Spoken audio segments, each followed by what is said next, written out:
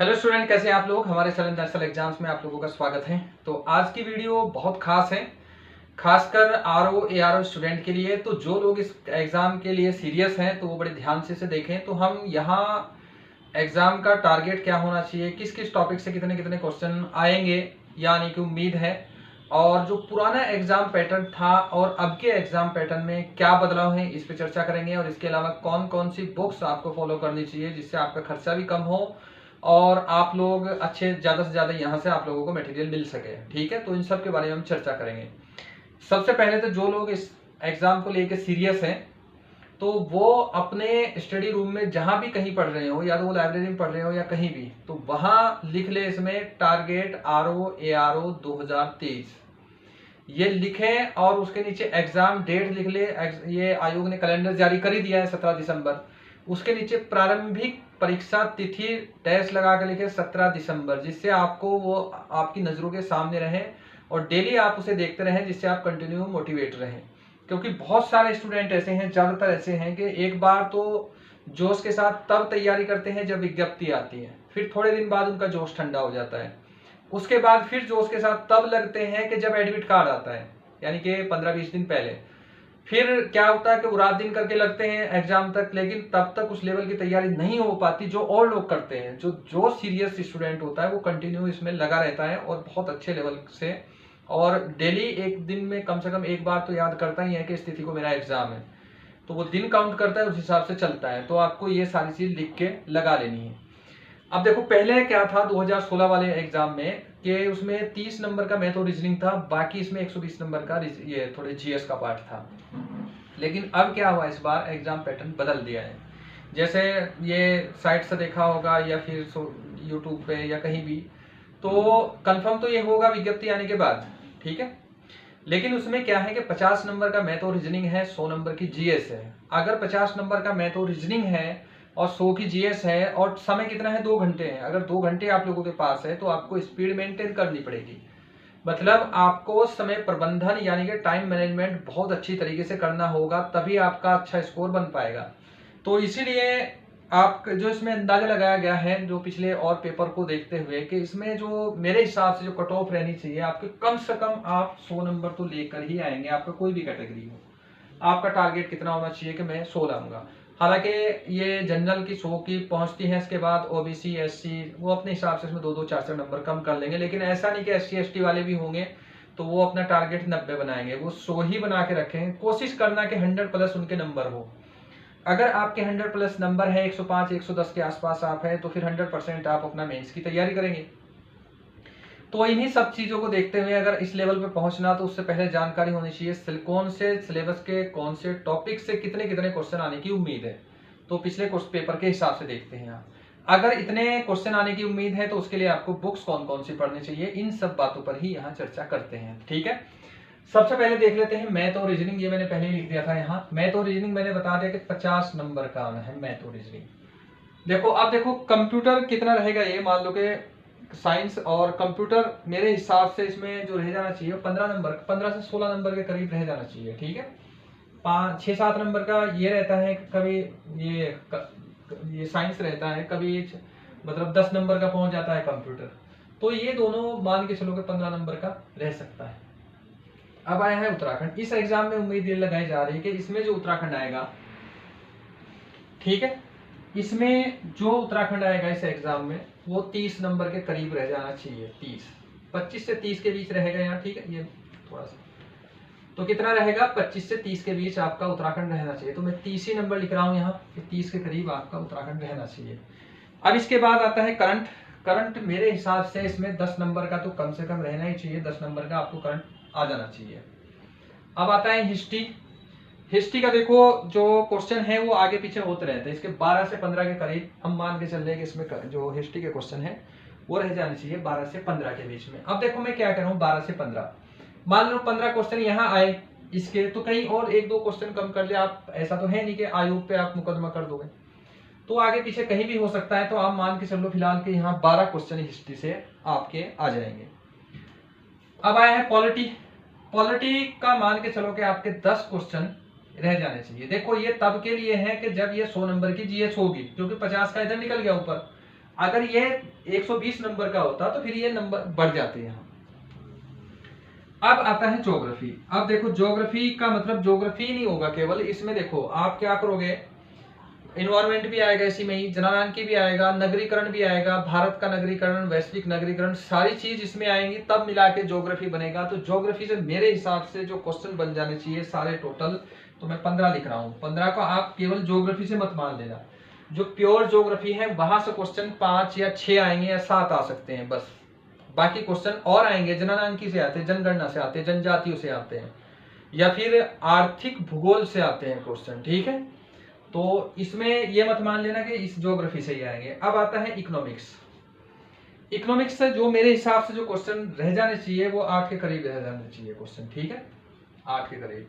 अब देखो मैं जो यहाँ कह रहा हूँ कि ये 10 से 12, मान लो कि यहाँ 15 क्वेश्चन आ गए तो इधर कहीं घट जाएगा, इधर मान लो कि इसमें करंट में आगे 12 क्वेश्चन तो फिर इधर कहीं घट जाएगा, तो उसके हिसाब से आगे पीछे ये एडजस्ट हो जाएगा।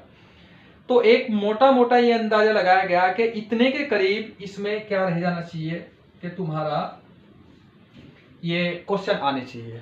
अब आपकी जो रणनीति होनी चाहिए, आपको नंबर लाने हैं 100, आपकी रणनीति ये होनी चाहिए जिसका वेटेज ज्यादा है उस पर ज्यादा फोकस करना चाहिए। जैसे मान लो भी रीजनिंग और मैथ है 50 का है, तो 50 का तो इसका मतलब सीधा सीधा सिलेक्शन डिसाइड कर रहा, 1/3 आ रहा है यहाँ से, 1/3 भाग है इसका।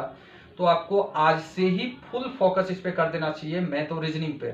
कुछ स्टूडेंट ऐसे हैं जिनसे कैलकुलेशन नहीं आती बिल्कुल भी, मतलब जोड़ घटा या भिन्न के जोड़ने घटाने तक में प्रॉब्लम आती है, उन्हें मैथ में बड़ी दिक्कत होती है। अब लोग तो बता देते हैं कि ये किताब उठाओ ये पढ़ लो, लेकिन वो किताब तो ये मान के चलो ना पढ़े लिखों के लिए, पढ़े लिखे का मतलब ये है कि जिन्हें कैलकुलेशन आती है उनके लिए है। तो जिन लोगों को कैलकुलेशन नहीं आती उनके लिए हमने अपनी क्लासेस शुरू की हुई है, मैथ और रीजनिंग की कंटिन्यू क्लासेस चलती हैं। तो हमारे जाना आर रीजनिंग आर का बैच के नाम से है इसमें, तो वहां जाके उस प्लेलिस्ट में देख लेना, सारी क्लासेस डिटेल्स हैं 1 2 3 4 5 में। इसके अलावा मैं ऑफलाइन भी पढ़ाता हूं, अगर आप ऑफलाइन पढ़ना चाहते हो तो मैं देहरादून में ही पढ़ाता हूँ, ये करणपुर में। तो अगर पढ़ना चाहते हो तो ऑफलाइन पढ़ सकते हैं, इसमें वो भी चलता है। अगर यहाँ से कर सकते हो तो यहाँ से कर सकते हैं, तो ऐसी कोई बात नहीं। तो मैथ और रीजनिंग से डरने की जरूरत नहीं है। और इसके अलावा कोई डाउट अगर है भी तो मैं बहुत कम देता हूँ उसमें, मैंने अपना कॉन्टैक्ट नंबर भी दे दिया है, क्योंकि बहुत सारे बच्चे परेशान हो जाते हैं, किसी भी कोचिंग में जाके फंस जाते हैं, प्रॉब्लम हो जाती है फिर। तो अगर आप कोचिंग ज्वाइन नहीं भी करोगे या हमारा ऑफलाइन ज्वाइन नहीं भी करोगे, तब भी आपका इस क्लासेस से मैथ और रीजनिंग कंप्लीट हो जाएगा, ठीक है। तो इसके लिए ये है। अब देखो इसके लिए किताब क्या बात आती है कि किताब आपको कौन कौन सी करनी चाहिए। किताब से पहले ये देख लेते हैं कि इन पे फोकस ज्यादा करना चाहिए। देखो सबसे ज्यादा फोकस तो इस पे होगा, मैथ और रीजनिंग पे। और जो वीडियो विपोडियो की तैयारी कर रहे हैं बच्चे, जिन्होंने जो बाहर हो गए पटवारी से, इससे उनके लिए बड़ी दिक्कत है, क्योंकि उनके सिलेबस में ये है नहीं, तो उन्हें खासकर इस पर लग जाना चाहिए। अब देखो वीडियो वाले के लिए कंप्यूटर बहुत अच्छा, लेकिन वहां विज्ञान नहीं है, साइंस नहीं है उनके पास, उन्हें बड़ी दिक्कत होगी इसमें। इसलिए कंप्यूटर का बहुत अच्छे से वो तैयार कर लेंगे अपना, कंप्यूटर से क्वेश्चन गलत ना हो। साइंस को केवल लुसेंट से पढ़नी है, मैं बताऊंगा अभी कौन कौन सी किताब आप लोगों को पढ़नी है। तो यहाँ फोकस करना है इसमें, यहाँ भी फोकस ठीक ठाक कर सकते हैं, आपके अंडर में है। और आता है अगला उत्तराखंड 30 नंबर का। उत्तराखंड तो ग्रुप सी वालों ने और लोगों ने रट ही रखा होगा पूरा, 2 किताब पढ़नी है उससे आपका पूरा कवर हो जाता है। बाकी करंट भी ग्रुप सी वालों ने रट रखा होगा, करंट भी पढ़ लेंगे यहाँ से। हिस्ट्री का भी उन्होंने पढ़ाई होगा, लेकिन हो सके इस लेवल का हिस्ट्री ना हो, थोड़ा सा कम हो। लेकिन इन चीजों में अगर यहाँ तक वो फोकस भी कर रहे हैं, मान लो कि 50 कितना आ गया, ये 45 तो यहाँ तक आ गया, ये 55 है, और ये कितना है, ये 50, यानी कि 105। 105 का तो वो सीधे सीधे ही मतलब कर सकते हैं, जो उन्होंने पहले पढ़ रखा, केवल रिवाइज करना है, साइंस को छोड़ दो अगर तो 100 का मान लो 5 की साइंस छोड़ दोगे, बाकी और इनमें से भी कर ही लोगे, इनमें से कोई प्रॉब्लम नहीं होनी चाहिए। तो कहने का मतलब ये है कि अगर आज से भी आप लगेंगे तो आपके पास है 4 महीने, 4 महीने में आराम से पूरे को कवर कर सकते हैं। टाइम मैनेजमेंट कैसे करना उसकी भी मैं अलग से एक वीडियो बनाऊंगा, आज केवल आपको किताब और नंबर बताता हूँ कि कितने कितने हैं, ठीक है। बस मेरा बताने का मतलब ये है कि कुछ लोग जो डरे हुए हैं या डरा देते हैं, तो डरने घबराने की जरूरत नहीं है, खासकर डर उन्हें लगता है मैथ और रीजनिंग से।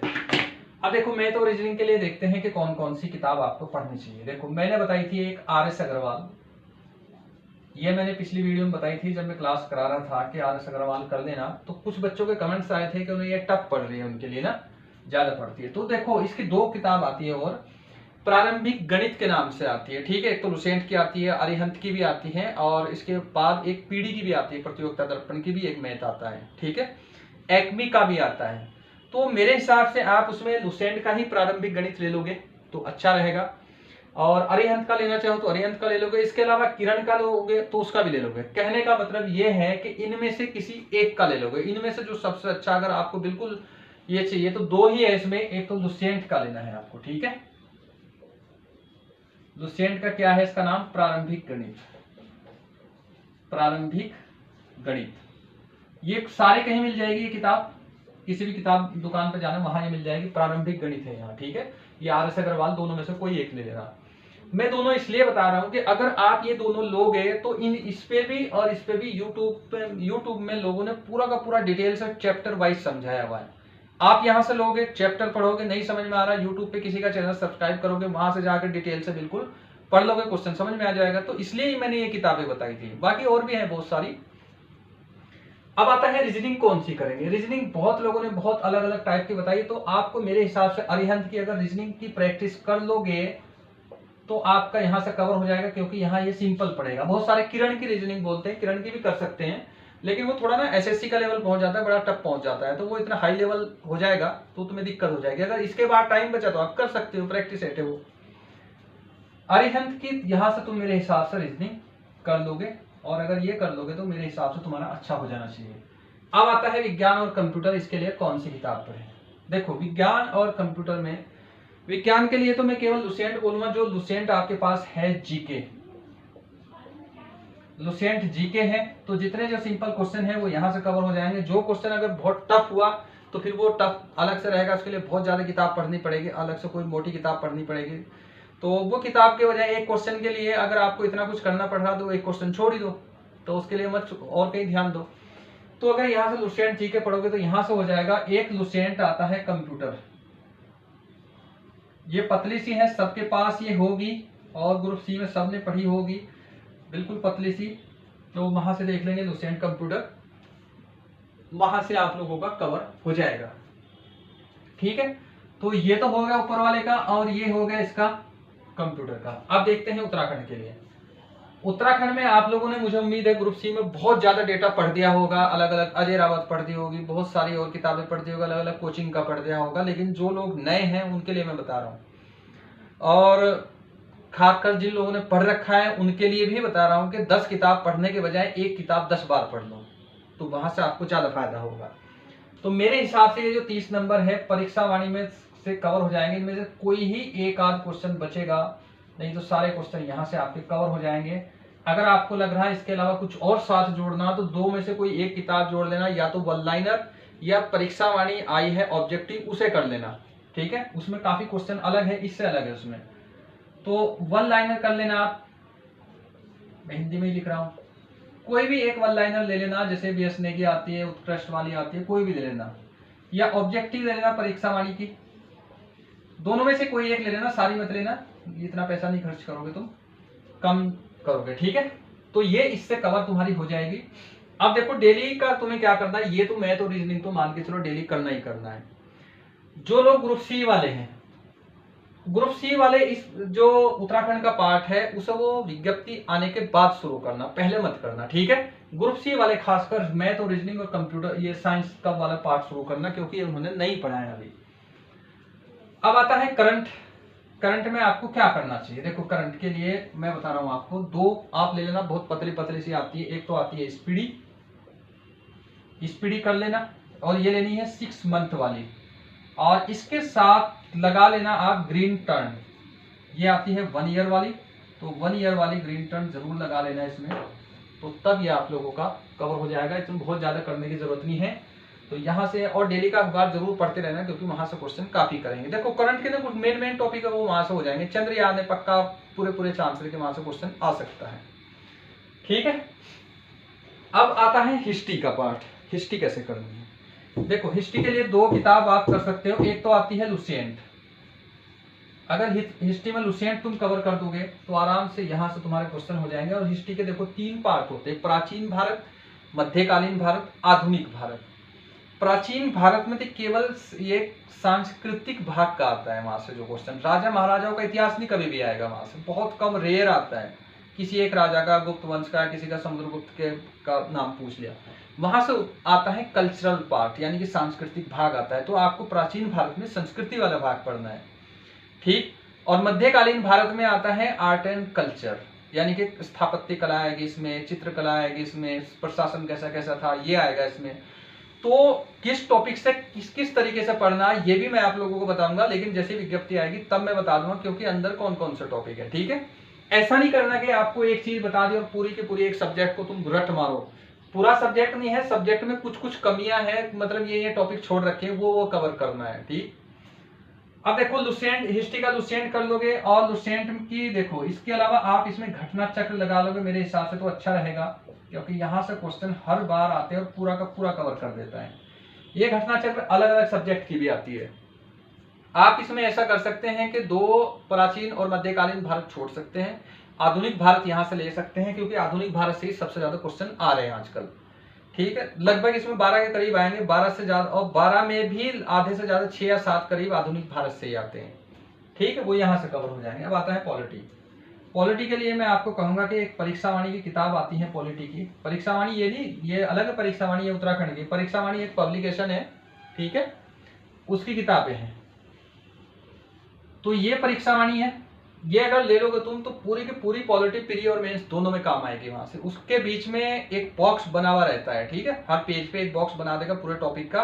वो अगर बॉक्स रख लोगे तो एक भी क्वेश्चन नहीं बचेगा, सारे कवर हो जाएंगे इसमें, ठीक। अब आता है ज्योग्राफी। ज्योग्राफी के लिए भी 2 किताब अगर आप फोकस करोगे तो अच्छा रहेगा इसमें। एक तो लुसेंट पढ़ना है, ये जो प्योर ज्योग्राफी होती है ये उसे कवर करेगी, और इसके अलावा आप इसके साथ अगर लगा देखो इसमें एक जो परीक्षा जो घटना चक्र आता है बिल्कुल पतला सा आता है, वो इन्वायरमेंट के लिए आता है, पर्यावरण के लिए। या फिर एक्मी की आती है किताब पर्यावरण के लिए पतली सी, या किसी की भी ले लेना पर्यावरण के लिए, ठीक है। मतलब मुश्किल से इसमें 30-35 पेज होंगे, और वो आती भी है 30-35 रुपए की, मतलब 40 रुपए की आ जाएगी मुश्किल से। वो ले लेना, पर्यावरण सारा कंप्लीट वहीं से हो जाएगा। जनगणना के लिए अलग से कोई बुक ले लेना, छोटी सी मिल जाएगी, नहीं तो इस लुसेंट में पूरी जनगणना मिल जाएगी, वहां से आप उसे कवर कर लोगे और वहीं से तुम्हारा हो जाएगा। तो और इसके अलावा इससे चाहे तो इसके साथ घटना चक्र लगा लेना, वो सारा कवर कर लेगा। तो मैं केवल एक लाइन लिख रहा हूं घटना चक्र, क्योंकि पर्यावरण के लिए भी और इसके लिए भी। तो आप इसे ऐसे कर लेना, घटना चक्र दे लेना, इससे वहां से मिल जाएगी। आप आया इकोनॉमिक्स। इकोनॉमिक्स में केवल आप लुसेंट कर लेना, और ठीक है, लुसेंट ही आप लोगों का कवर होगा। देखो लुसेंट के साथ क्या रहेगा, लुसेंट से मिलेगा बेसिक कॉन्सेप्ट जो पूछा जाता है इसमें, राष्ट्रीय आय कैसे बनती है, ठीक है, व्यापार क्या है, या फिर ये मतलब और कोई कॉन्सेप्ट इसमें पूछ लेंगे। तो इसका जैसे मुद्रास्फीति होती है, ठीक है, मान लो कि इसका ये हो गया, और इसके साथ इसमें आता है करंट से क्वेश्चन आते हैं।